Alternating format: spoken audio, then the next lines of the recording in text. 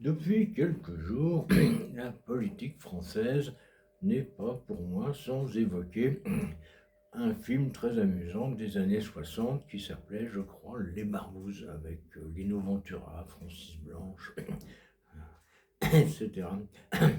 Vous savez, tout le monde était réuni dans une même maison et chacun cherchait à assassiner l'autre. Euh, Bah, quand on observe ce qui se passe, par exemple, entre autres, au Front National, on va tous les faire, hein. On va pas être injuste.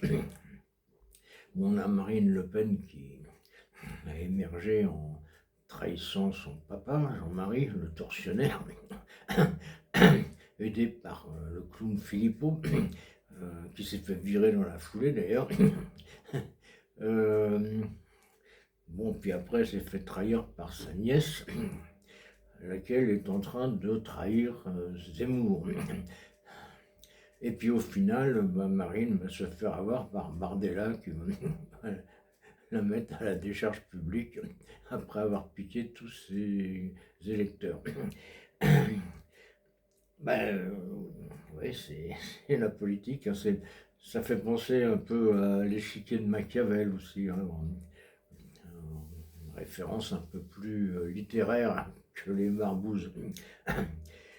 Et quid de LR, ils nous ont bien fait rire aussi avec entre autres l'infâme Ciotti qui essayait de se sauver tout seul, tel le commandant Schettino, vous savez, le Costa Concordia, pour essayer de garder une petite chance d'être élu dans le sud. Il a sacrifié tout le parti. Alors du coup, évidemment, le parti lui a bien rendu. Et il s'est fait virer, quoi. Bon, c'est con quand on est le chef de se faire virer. Moi, ça m'est arrivé, hein, j'ai fait faillite dans le temps.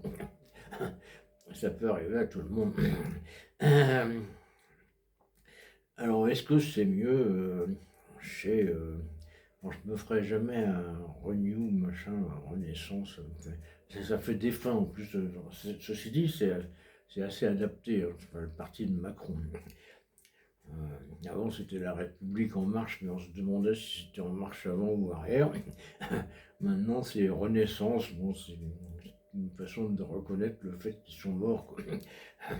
Puis ils vont être encore plus morts dans 3 semaines. Alors là, on parlait du commandant Schettino. Voilà, la comparaison est encore plus valide parce que Macron, il a sacrifié absolument tous les autres. les députés, les ministres, tout le monde. Il n'y a plus que lui qui reste, quoi. Il a bien précisé que lui, il ne démissionnerait pas, hein. C'est un peu comme ces généraux de la guerre de 14 qui encourageaient les soldats à aller se faire tuer par les mitrailleuses allemandes, mais qui restaient bien planqués dans un bunker.